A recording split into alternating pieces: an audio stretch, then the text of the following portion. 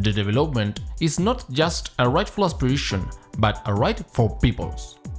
Because of that, when we look at reality through the eyes of impoverished people, we can perceive the urgency on transforming the society model because there exists a great contrast between wealth, the biggest scientific and technical possibilities, and the impoverishment of billions of people. Countries and peoples on Earth are not isolated. They all shape what we call the international community. The Catholic Church says that this is an essential dimension of both political and social reality. The human vocation to build a unified human family implies a new way to conceive relations between people around the world.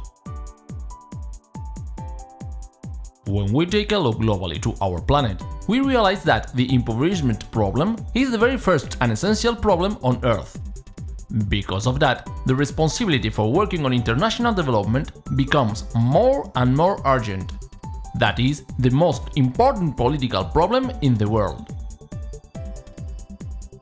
The social doctrine deems that international relations should be presided over by 4 essential criteria: truth, justice, solidarity, and liberty.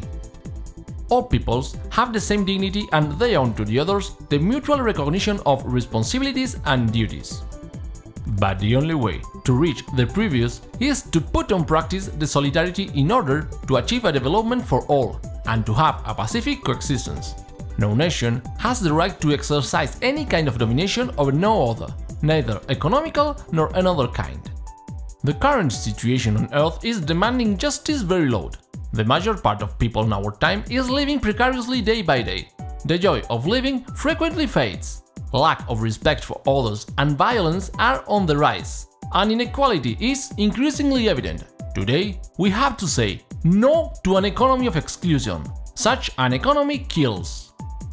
Human beings are themselves considered consumer goods to be used and then discarded. We have created a throwaway culture which is now spreading.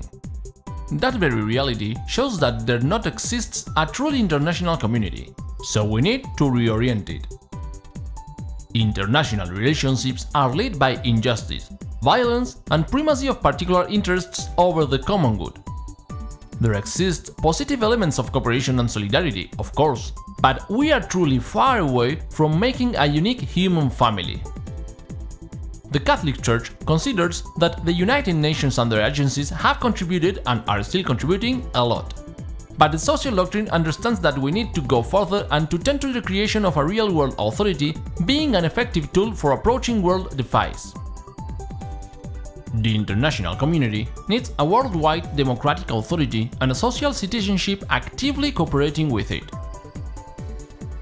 We need to realize that for approaching to this defy, 2 things are needed: a better conception of the meaning of development and a suitable understanding of the obstructions opposing to it.